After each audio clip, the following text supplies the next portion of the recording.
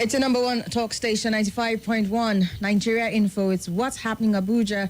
And more specifically, it's time for our town hall meeting. And I'm joined here by my amazing guest, one of our elders, friend and family member here at Nigeria Info, Mazi Destiny Anthony. Good to have you here, sir. Good morning. Thank you, man. And should I say I should be the one welcoming you now? Right? It is strange. It is strange to see me here nice doing the town hall meeting, Thank you but so much, it's good to be here. Thank you so much. Thank you. Dr. Usan for God will be joining us very soon. Elvis, hopefully next week, Elvis will be around. Okay. And I would so much like to have this conversation with Miss Eunice, but hopefully we will have a full complement of the elders. Yes. By our next town hall meeting. If you're just joining us, it is 95.1 Nigeria Info. It's 10:05 a.m. It's the 15th day of April 2024.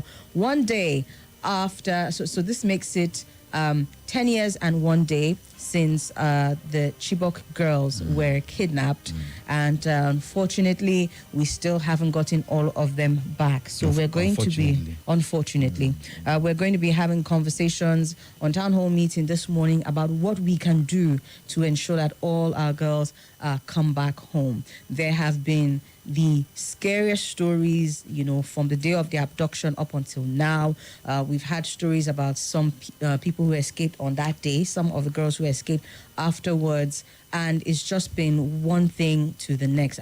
I'm imagining what it's like for the parents, who have had to live with this trauma all of these years. And we have the government doing what they are doing, and people are saying, have they learned any lessons since that first mass kidnapping? Just recently, I think in March here, we were still having, mass kidnappings going on, whether it is from IDP camps, whether it is from schools. And so it just seems like even people who are traveling buses as everything, people who are in their homes. And so we're having this conversation in town hall meeting this morning to say what are the lessons we have learned and what can we do better going forward, having the Chibok girls in mind. Good to have you here once again, sir. So let me let you get into the conversation for us. Good morning, Abuja, and good morning to all the family members of Nigeria Info.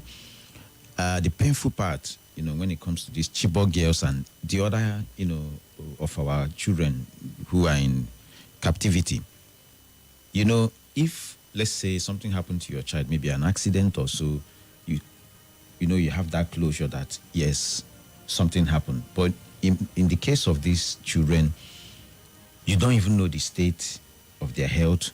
You don't know, anything about their well-being. You do not know anything. It is going to be really, I believe it's been a very traumatic experience for the parents.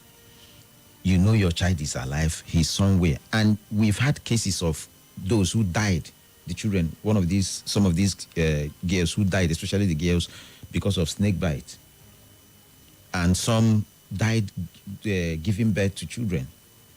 The case of Leah Shuaibu, I was really in pain. You remember some were released. And one of the reasons that we got then, why she wasn't released was maybe, I don't know how true, she refused to renounce her own or convert or whatever. And that time, even on social media, I was like, can somebody push some information to her and tell her if it means you're renouncing whatever you believe in to come out first? Do you understand what I'm saying? I'm just saying this as a father. Do you understand me? If my child is in, this kind of situation, I'm not going to tell you, stick to whatever it is that you believe in. Your freedom first. When you come out, you can, get whatever. But on the other hand, for me, I don't want to use some words. Let it not be like we are painting a picture like government. They are not doing anything at all. I don't think they are doing enough. Do you understand me? I do not think that they are doing enough. If they really want these children out, they would have been out. In some countries, that these kids would have been at home with their parents. This is my personal opinion.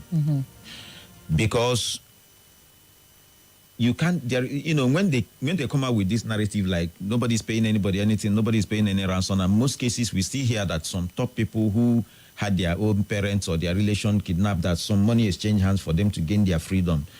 Then because these children are children of the poor, they are children of nobody. You want to tell me that if we had a governor's or a minister's child or a president's child in that place, that they are not going to do anything to rescue the child?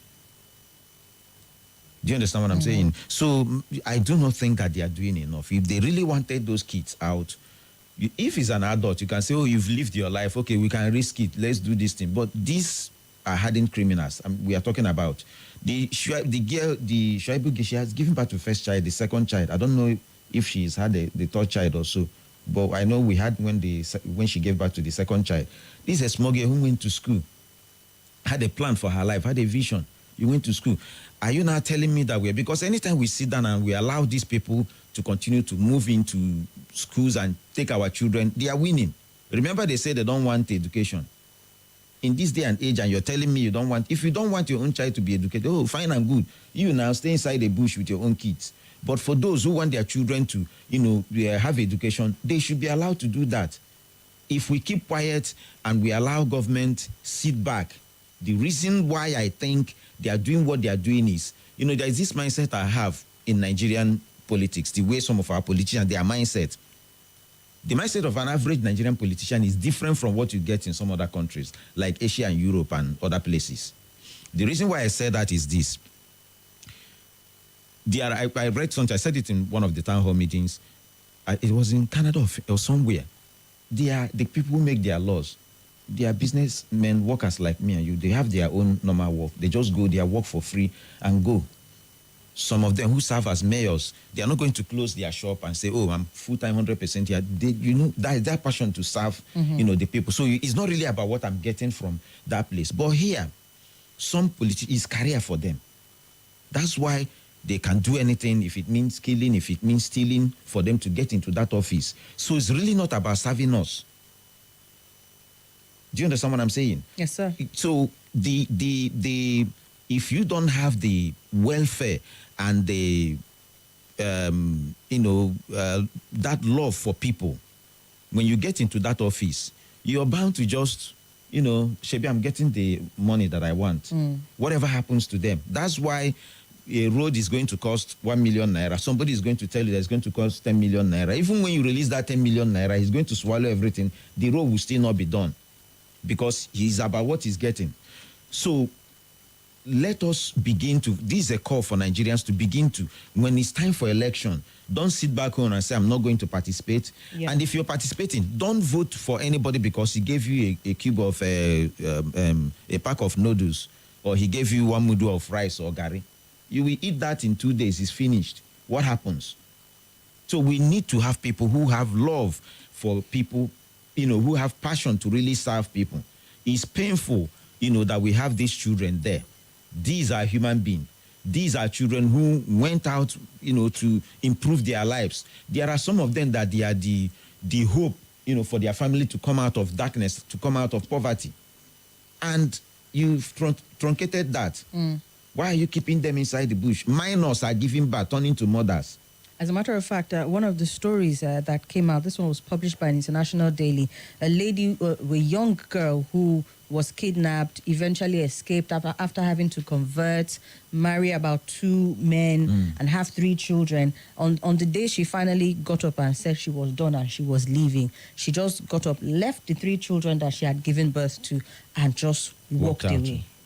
And she just kept walking and walking and walking and walking until I think they got to somewhere where the military was, and then she surrendered herself over to the military. But we need to talk about what government has done and what government has not done, and see how we can get them to do the needful, really. We know that in 2017, the Nigerian, the administration at the time, under President Muhammadu Buhari, negotiated with the insurgents at the time to secure the release of some of the girls in exchange for 5 Boko Haram leaders.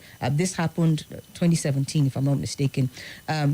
So people are saying, okay, that's not really the way to go. But even if you were to do that to secure some, why was nothing else done to ensure that at least the rest of them come out? You have done something that is, in the eye of the world, is a move. To me, it may not be the best move, but it is a move. But why stop there? Why not do more? You know why I told you that we have leaders who don't care about us? If there is an opening, there's an open door for you to negotiate with these criminals. And they've given you opportunity. Give me 5 of my guys who maybe you had somewhere in one prison or in detention in DSS or anywhere, and I will release these girls.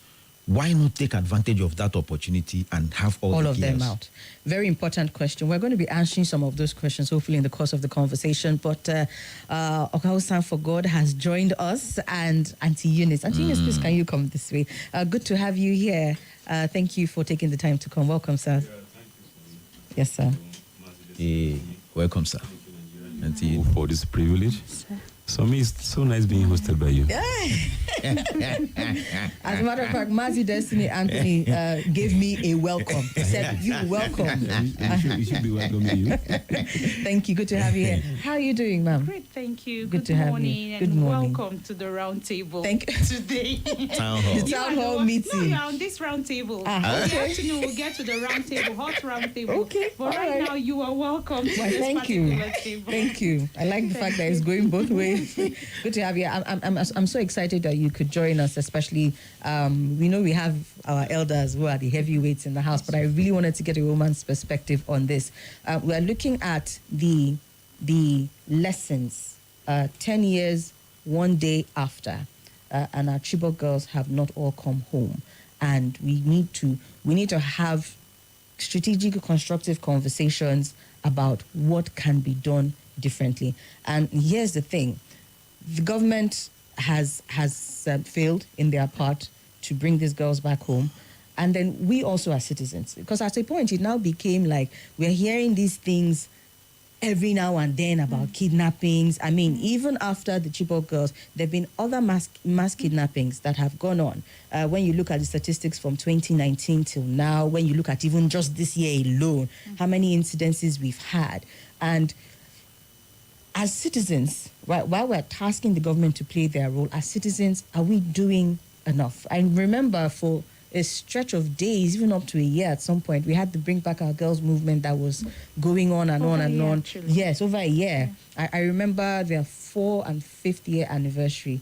But then after that time, even we as citizens, have we considered that? Have we just done enough? Is the question. Let me ask you, and then we'll go back to the government. As citizens, thank you, Nigerian, for this opportunity, and thank you, everybody. Welcome again, Auntie Sobi. So good to see you. Thank you. As citizens, I would say we have not done enough. But what is there for us to do other than shout and talk? It's not the place of the responsibility of the citizen to provide security for the students and the children. It's so heartbreaking to hear that even children in primary school, that happened this year. Previously, we've been hearing secondary school and the rest of it. We've been hearing people in the university. But now we even heard of primary school. Those are pupils who are supposed to be maybe 12 and below, 11 and below, and they are in kidnappers. Then it's really touching. For the citizen, we should just... I think there's this feeling, even the government too, they know it, that we are this kind of people that will talk today, and then a new story comes up. We just leave the yesterday's story, pick up today's story, and start shouting about today's story. By the time another story comes up again, we'll abandon this one and pick up the new one until we get to that point where we make it a responsibility and a continuous one. It has to be continuous, because we cannot keep talking about issues just one day in, 2 days, 1 year into it. And it's not for one person. It's not a civil society thing alone. It's for everybody. Because it's funny how we look at it like, oh, me, I live in town. No, I don't live in the village. Insecurity happens in the village. It's not true. You see this? Sorry. Things like this happen. It can happen anywhere. It can happen to anyone. Even if you don't have, you don't live in the village, you definitely have people who live in the village. If you don't have family members, you have distant cousins and the rest of it. You don't want to tell me every family member of yours, every friend of yours, every acquaintance you know live in the city. So we should see it as a personal thing. Don't just talk about it today and then throw it under the carpet because a new story has emerged. Look at it as something that everybody is responsible. It may not be your child, but we should always remember that that child that is kidnapped yesterday or was kidnapped yesterday, day before yesterday, that child was free, which simply means your child that is free today, anything can happen to that child tomorrow. Okay. Thank you so much, Madam Eunice, for that perspective. I specifically asked that question because I remember, again, like I said, I think the last time anything was publicized that was done to return the girls was in a negotiation back in 2017. We've had 2 election cycles since then. Did we hold our president at the time, Muhammadu Buhari, by the time he was going into his second term, did we hold him to that promise and say, but you promised us this, right? By the time we were even looking at 2023, a lot of us did not even remember that there was anything like Chibok girls, and then set this as an agenda and said, look, this is one thing that has been left hanging since. Can you deliver this to us? And then there's the thing about asking them to do it. A lot of us, I remember then when I was back on TV and having this conversation and say, what are these people that you're even supporting or campaigning for? Do you have to actually understand that you can hold them to their manifesto? And someone in particular said, I beg, waiting be manifesto. What's the manifesto? Manifesto now just talk. So we don't even see some of these things as things that we can use to hold these leaders to account. And so whether they do it or they don't do it, all we end up doing is, like you said, talk for a little bit when the next big story comes. Well, Dr. Usan forgot. Oh God!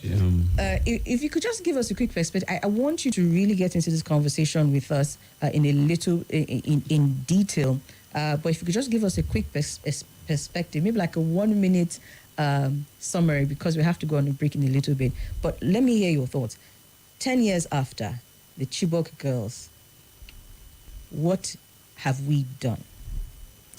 So I deliberately want to avoid what we have done, because I know there's so much out there, even from the in-house analysts, about what should be done.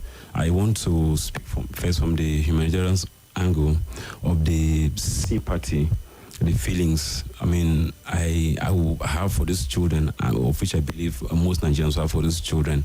And because one of your loved ones in detention, 24 hours detention, feels bad enough. And we are talking about 10 years, not in detention, but in an indefinite location. In an indefinite situation that you don't know what the outcome will be. And now, 10 years plus the ages of those children at that time, by now they should have been full-blown adults. And if they were continue their education in sequence, a lot of them would have been able to get a PhD and other higher degrees. And if they were not, a lot of them would have been fathers, mothers, and all of that. And I sympathize for government. I feel for government, which include me and you, because of these incidents of kidnapping, the Chibok girls, as a case in point, and it seems as if government is not interested in doing something. I don't think so. I sincerely think that the government is overwhelmed with all of this, and I sincerely think that no responsible government would be comfortable having such a number of children in captivity. For us to think that the government is just relaxed about it, I find it difficult to agree, even if there are reasons for one to think so. I want to think and appeal that, well, if there are things that were not done yet or yet to be done that will eat the lives of these children, let's do it to ensure that these children are free. Okay, that's why we're having this conversation. We're looking at, on the part of government, what was done, what more can be done.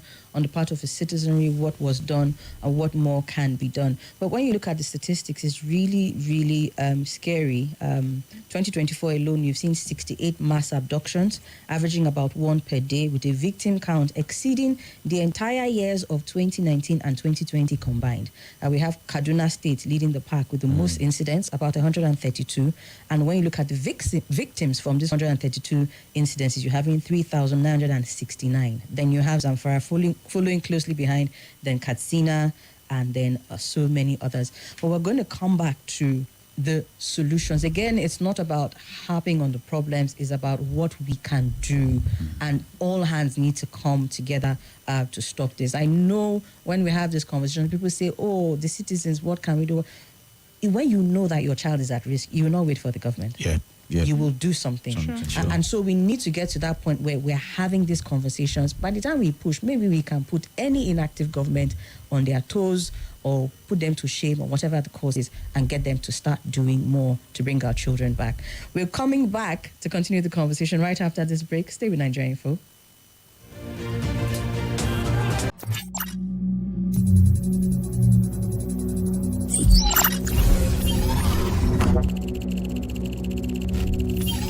Connection established.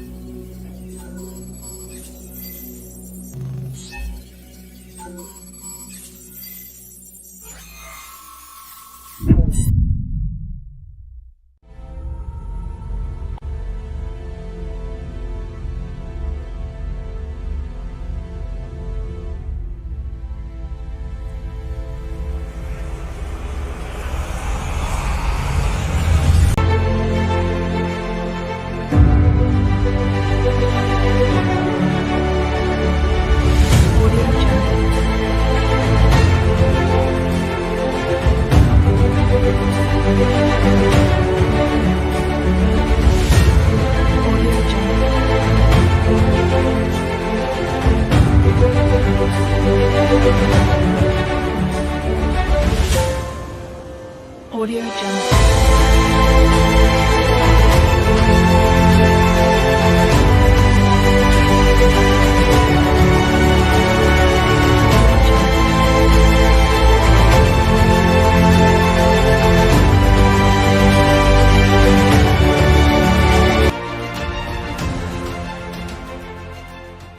This is Nigeria Info.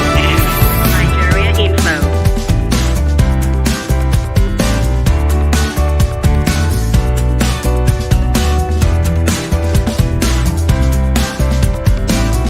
This is Nigeria Info.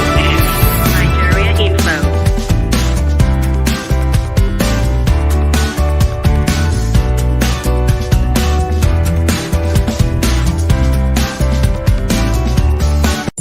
This is Nigeria Info. Nigeria Info.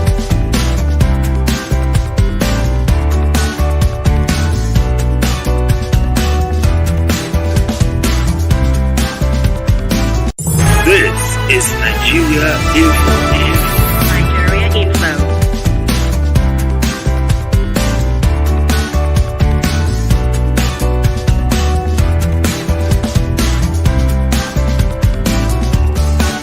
This is Nigeria Info. Nigeria Info.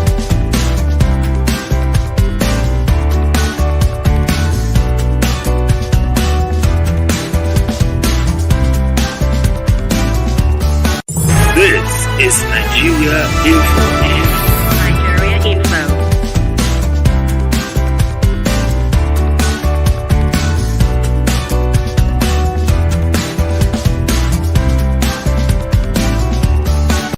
This is Nigeria Info. Nigeria Info.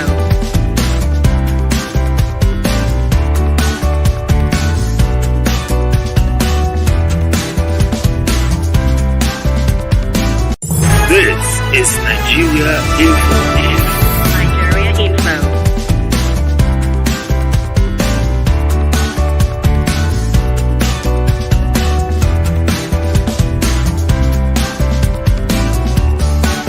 This is Nigeria Info.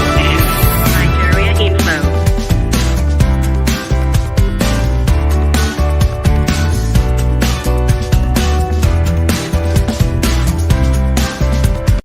This is Nigeria Info. Nigeria Info.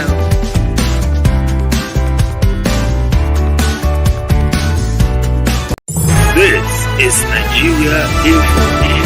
Nigeria Info.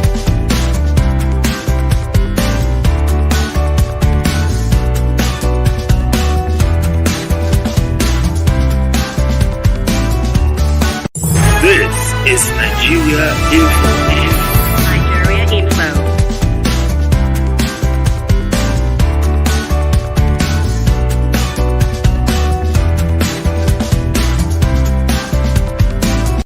This is Nigeria Info. Nigeria Info.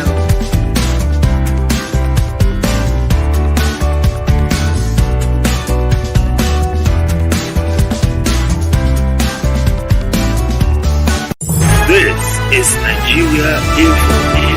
Nigeria Info.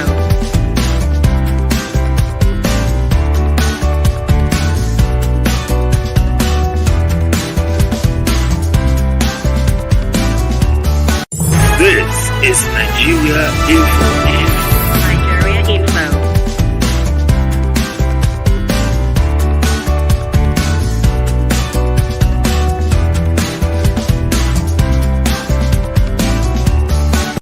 This is Nigeria Info. Nigeria Info.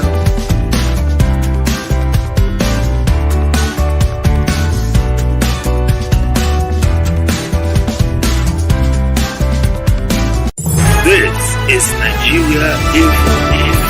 Nigeria Info.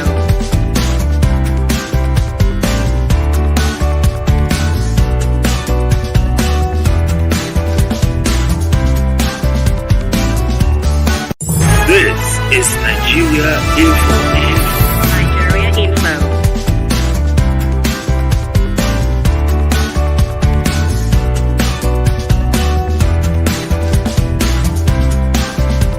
This is Nigeria Info. Nigeria Info.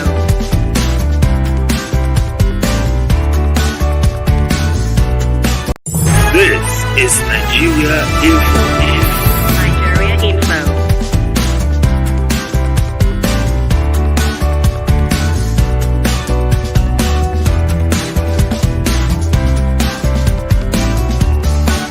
This is Nigeria Info. Nigeria Info. This is Nigeria Info.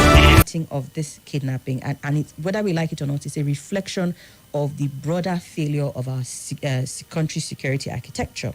Now, you have these threats coming from outside, and in some cases, they said that there's some internal sabotage as well that enables these people to do all the things that they're doing and get away with it the way we're doing. And so we're saying, what are the lessons here, and how can we ensure that we stop this? We get our girls back, and then we stop this. If we can't stop it completely, let's drastically reduce it. Because from 2019 till date, it has been on the increase steadily in terms of number of incidences, number of people kidnapped, number of casualties, right? So let me come back to Mazi, Destiny, Anthony.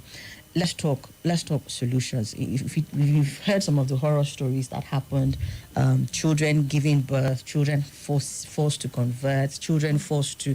In some cases, there was a story, one of the young ladies who returned said some of her friends were now used as suicide bombers. So they had to lose their lives. We can't keep hearing these horror stories. So let's talk solutions. We'll start on the part of the government, and then we'll come to the part of the citizens. What can we do differently? Before we went on that break, there was where you mentioned that, after elections, we've had like two, different elections then. After the last... after the incident, where they brought some of them back. Yes. And then we've had some election. And do you know two elections? So do you know why the people who made promise, I'm going to rescue these girls, still won election again? You know why? Number one, they know that they can, play with us, play with our emotion, do whatever they want to do and get away. Secondly, you see, until we kill ethnicity and religion, we will never be healed from this sickness. Ethnicity, religion is our major problem. One of the reasons why I'm saying it on live radio, we never embrace any religion or anything, is part of this. When it's time for election, these people will play that ethnic and religious card, and we will foolishly dance. Do you even know that most of these politicians who want to use religion to divide us, they're even married to people who are from another tribe? The former governor of the senior advocate that passed on, he so rest in peace, I didn't know he was married to somebody from my state. Yeah, Oga Akiro Dolu also. The wife is from Imo State. From the east, yeah. And it's the same with all of them. They intermarry. Move to this tribe, marry, move to here. But when it's time for election, they will, maybe I'm ethnic A or tribe B, they will pitch us against and we're fighting ourselves. When it's time for the same thing, they will forget who is a Muslim, who is a Christian, who is this, who is that. Do you understand me? But when it's time to share the loot or whatever, they are in unity.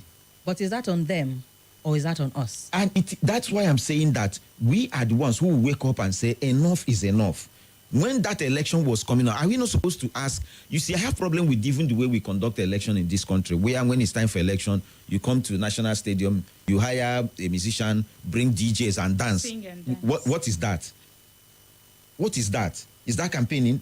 No, sit down. Let's ask you questions. Why do they avoid debate in this country? No governor, no presidential decision. They don't want. They can't come. In other countries that we watch, don't you see the way they will line up and citizens will ask you questions? Because that is the only way we can hold the account. You promised to release these guests. What did you do? How come we are not having them home? Why are we having more kidnapping going on? You said something just now, and I just want to pick on that. And let me bring it to you, sir. Yes, ma'am. You said that's the only way we can hold them accountable. When we have leaders in power who, by hook or by crook, we want to believe mostly they come in. Let's just say that, okay, yes, we vote them in and it's our votes counted and we brought them in, and they are not able to deliver on their promises. What should be our approach? I'm asking you, sir. Yeah, okay, so let me just make a statement in regards to an earlier statement made by, I think you also, that it is, the situation is the way it is because of failure of security. Infrastructure. Infrastructure. I want to be on the minority this morning in regards to that. Yes, we may think or we may ask for more, and we should get more. Can our security infrastructure be better? Surely it should be better. Has it failed? No. If it has failed, myself and you will not be seated in this studio. Now, I listened to a lot of analysis with regards to this. And Eunice is laughing at you. Yes. There is this school of thought that believes that this aspect of insecurity is alien to us, and that it just came to this part of the world, and that the nature of crime is such that makes the security men to find it difficult to attack, and I want to agree partially. I agree to the extent that if one of your fingers is having a wiggle, as painful as it is, the best option is not for you to cut it off completely. And these children that have been kidnapped and kept in the forest for this long, the kidnappers or their host are not the kind of forces that you keep face to face with the police or with the military to say, okay, let's face ourselves. They are clustered in settlements that makes it difficult for the military or the police to fish them out without damage or destruction of the innocent people. And now I'm not saying that this is the only reason. Now remember that I've said earlier on that can it be better? Yes, it can be better. Now going back to your question as to failure in terms of campaign promises, and yet we vote them in, I should hold you, all of us, responsible. I want to sit down to say that I have never voted wrongly in any election. I have never voted on account of religion. I have never voted on account of a tribe. I have always voted on account of my conscience and what I perceive to be correct. Whether my candidate have won in time past or not, I have never sat back to regret to say, if I have known, I wouldn't have voted this person. But we have people, year in, year out, election, year in, year out, they keep making mistakes and say, I thought this was good. In the next 4 years, they will still make the same mistake. And that's why the question was Yes. to you, sir, is when we have done this, Yes. what is that? How do we then I'm hold the coming. people that we voted to account? I mean, This is not pre-election now. Okay. This is after they have come into the way office. to hold them to account is the same way we are doing now, complaining and asking for more, constructively criticizing them, and then naming the ones that are not performing. The entire government agitator is not totally that bad. The entire set of politicians that we have are not completely non-performance. We have several governors that have performed beyond reasonable doubt, despite or against all odds. And now to completely cluster them into one, might not be the best, to do, And then when election comes, on this same channel we are speaking now, you hear people criticizing those who oppose them, those who have different opinion. They will tell you, I'm so sure about this. And when you probe deeper, you see that the only reason why they're so sure is because the person is from that area. It's because the person worships in the same religion with them. So what about your independent opinion? What about yourself as a person, your conscience? You can't, children don't vote in election. It's 18 and above. So how come you cannot on your own, decide who to vote for? Mazi talked about the form of campaigning, and I agree with him to an extent. That is total waste of money. Now, if you go through the pedigree of this politician, you can actually know who has the tendency to perform better, even if you say all of them are the same. Someone can surely be better. Okay, all right. I'm going to come back to the failure of security architecture because so it's not saying that they haven't done anything. It's that what they're doing doesn't even come close to combating what we're having. So take, for example, I'm coming to you, Madam Eunice. Take, for example, we've had quite a number of these girls who have escaped over the years, right?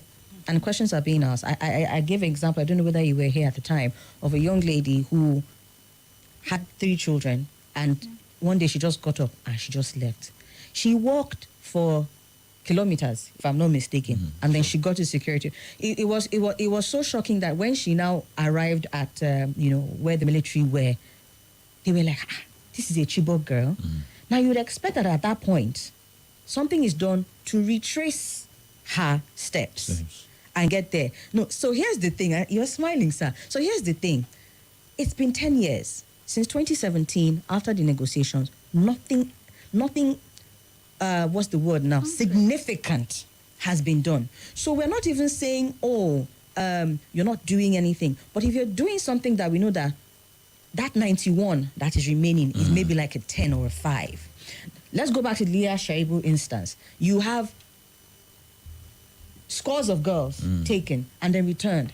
And then since all those years, she's still there. What has been done to get that one girl out? Ouch. We're talking about intelligence infrastructure. We're talking about tracking. We're talking about, there are all sorts of things. I mean, for the first few days or weeks, if I'm not mistaken, after the Chibok girls were kidnapped, they were in Sambisa Forest. It was clear. Some of the escapees who have come out said it. They were living in communities. I get the community angle you were talking about, but the truth is that we can employ intelligence in such a way that we have more gains than losses. And then when you look at the fact that it is constantly on the increase. So very quickly, Madam Eunice, what would you say that the government, I think we've dealt heavily on the citizenry. Have you actually taken time to check what our budget looks like? Are you talking about security or the entire budget? The budget as a whole. Have you checked the amount that is actually budgeted for security every year? It's on the increase. And then you still have people losing their lives for things that's sometimes it actually calls for concern. If you keep having things like this happening, it simply means that they are doing little or nothing.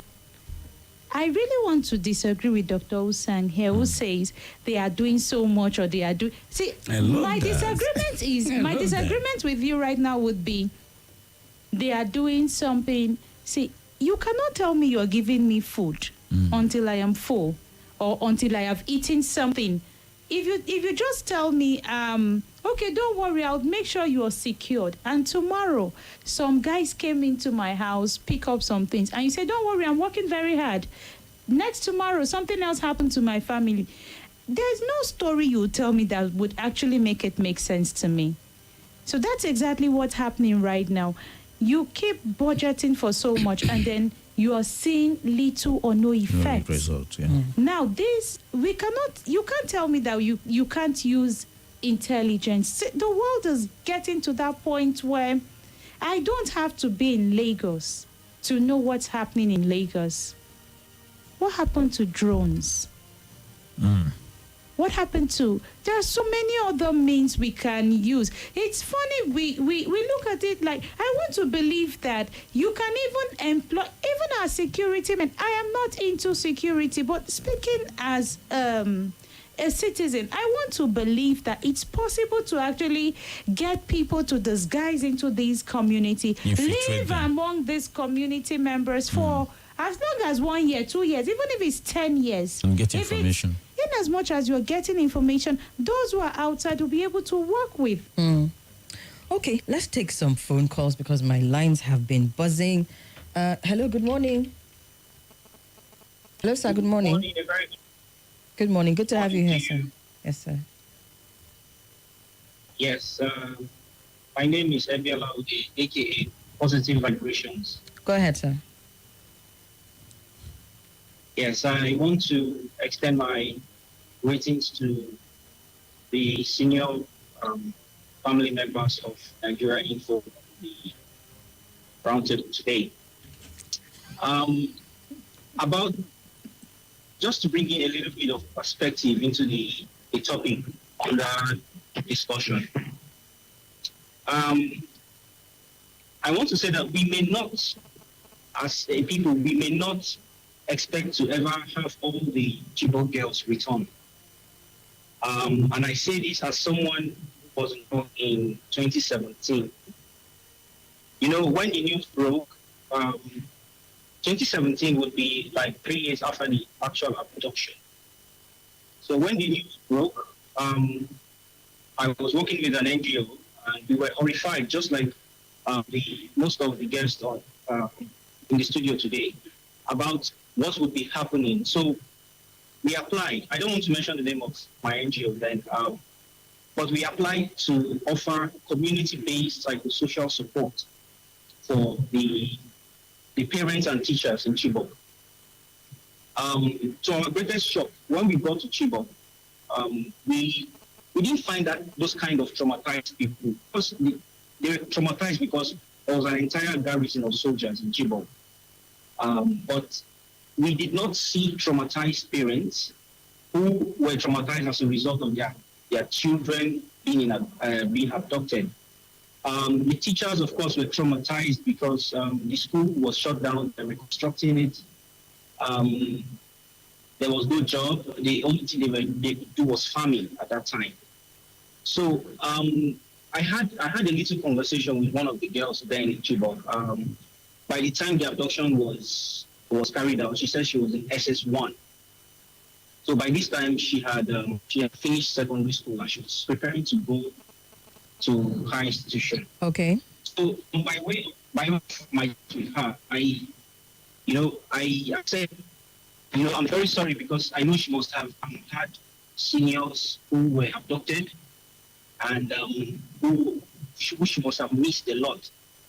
But shockingly, her response was that most students who were abducted were external. What does that mean, external? What that was telling me. What does that mean, please? Students. That means they are not directly known to her. Okay.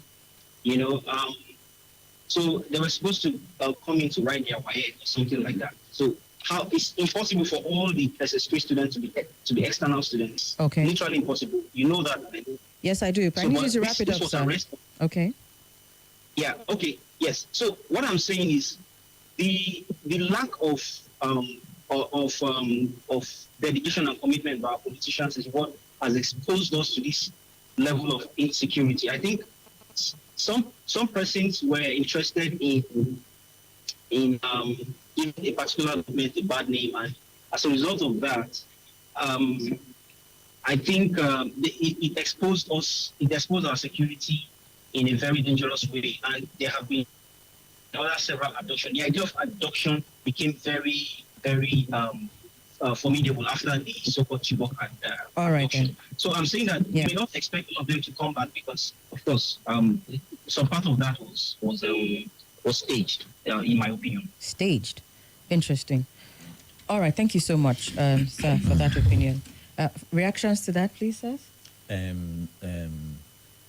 That is his opinion. Mm. I wouldn't want to, pick anything. But Okay. the angle I'm coming from is what my brother Usang said.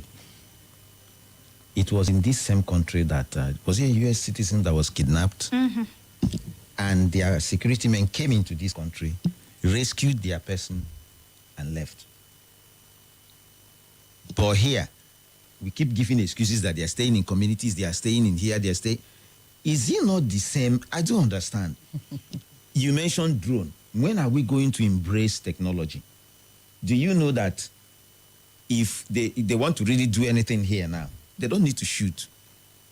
They can just walk into here, spray something, we inhale, and all of us will sleep. They will come pick whatever they want and leave. They do that. When are we going to stop? Is it everything that you carry AK-47 and you're facing them? So employ Security and take advantage of the technology. some that are even subtle, not necessarily out It must there. not be Okay. gone and... All right. Maybe one more call. Hello. Hello. Good morning, sir. Welcome. Good morning, Sumi. How are you? Very well, thank you. Very well, I thank greet you. Lady Eunice and Usam Fogod. Habakar calling from Gwagulada. Go ahead, sir. You have a minute. Thank you. It's a pity 10 years after abduction of Chibok girls, we are still contending with escalating issue of kidnapping. The state and the security system have allowed kidnapping to be institutionalized. And paying ransom has been institutionalized. It carry on with impunity. Kidnapping and kidnappers as industry. They are industry in Nigeria. It's very pathetic.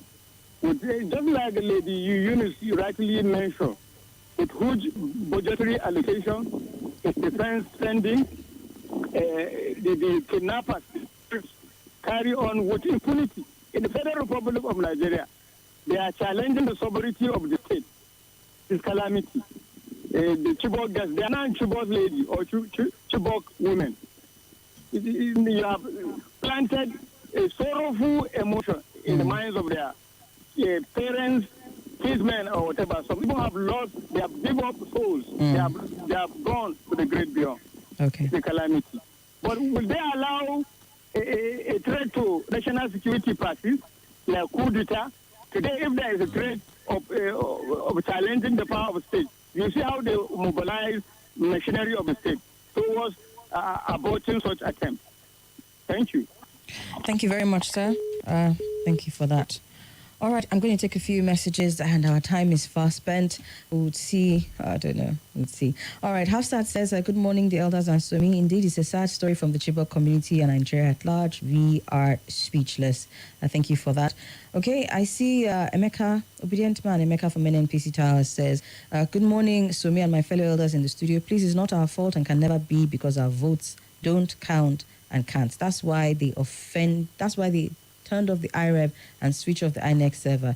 If they mistakenly allowed our votes to count, they wouldn't be there or even come close to power. Please ask yourself if INEC has ever conducted credible, free and fair elections in Nigeria. If yes, then when and where? We are here when they are rigging elections. Kulu Kulu, he says.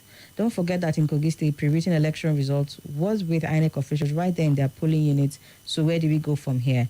As for insecurity in Nigeria, he says it is well known, a big business enterprise where they cash out at the detriment of poor innocent Nigerians. Who stops where he did chop? It is so sad. And our last message this morning. Good morning, Sumi, and what's happening? Abuja elders, I am Oreva from One Man Village. Solution, he says. The Nigerian military should gather intel from each and every one of these Chibok girls on where they were kept all these years and use information to strike these terrorists, because I believe they were not kept on the moon or outside Nigeria. They were all in the four walls of the Northeast. To me, it's better to get collateral damages and rescue all abducted Nigerians than what they are currently doing. As far as I'm concerned, they are all acting out a written script. And this is where we bring the conversation to a close. I need to say a very special thank you to our elders, Mazi Destiny Anthony, Madam Eunice, and Dr. Usan for God. Dr. Usan for God, that smile on your face. We'll take up this conversation outside. Stay with 95.1 Nigeria Info. We will be right back.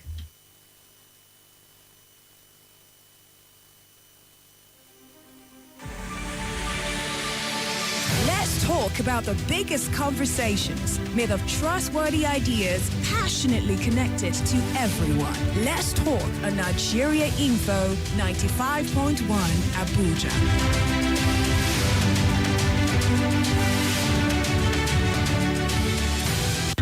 Guys, I found it. I found the one for me, and it fits right in my pocket. Oh yes, the itel S24 smartphone is here. With a 108 megapixel ultra clear camera, MediaTek G91 chipset, and the latest color changing technology, the itel S24 smartphone is the complete package. Go get yours today in phone stores near you. itel S24, 108 megapixel camera in your pocket. Madam, you don't try this new Lush Hair 4-in-1 no lie relaxer kit. We get free neutralizing shampoo and conditioner join. What? Me, I know deal. You not even sabi waiting the apple for town. You see this Lush Hair relaxer so? E no dey pepper, e no dey burn. E go even make your hair shine like oil. That's so. Lush Hair relaxer kit na correct. We no go make your hair cut. We no go make your hair dry. E no dey pepper and e dey relax hair well. Go buy your own. Lush Hair. Be beautiful.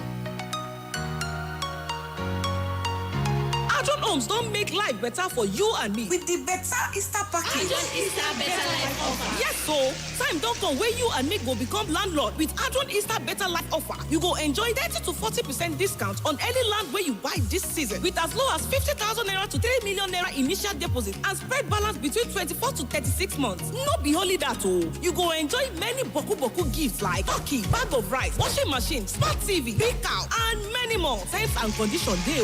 Our estate dey for Lagos, Ogun, Osun, Ekiti, Oyo, Abuja, Nasarawa, Niger, and Jos. You fit also subscribe for daily payment plan. For more tori, call this number 080-3725-2165 or 080-6533-3298. Adron Homes. Building cities, communities, and homes.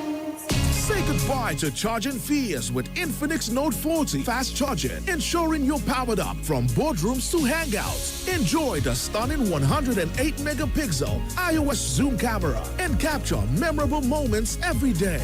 There's more. Purchase the Infinix Note 40 and get a 3 months free subscription to Showmax to enjoy all the action of the English Premier League football matches and the latest blockbuster movies. What are you waiting for? Head over to any authorized Infinix retail store nationwide and get your Infinix Note 40 today. Terms and conditions apply. Health, they say, is wealth. But when securing good health costs you an arm and a leg, or when you are at the hospital and they insist on a hefty deposit before treatment, But when Avon HMO has your back, you won't have to scream, Yekba, because in the end, we all need people. Visit avonhealthcare.com now to get an Avon Health plan for you and your people. Avon HMO, empowering you to live a healthier, fuller life. Every morning, now better chance to carry your hustle go higher level. So, make you start your day with the correct taste of Nescafe. Start strong, finish strong. Nescafe. How safe is your car? Have you ever experienced vehicle theft or an attempted one by a stranger or even someone close to you, like a driver? We could go on and on. The question here is, how safe is your car? Get guaranteed safety for your car with CoTrack and avoid any further mishaps.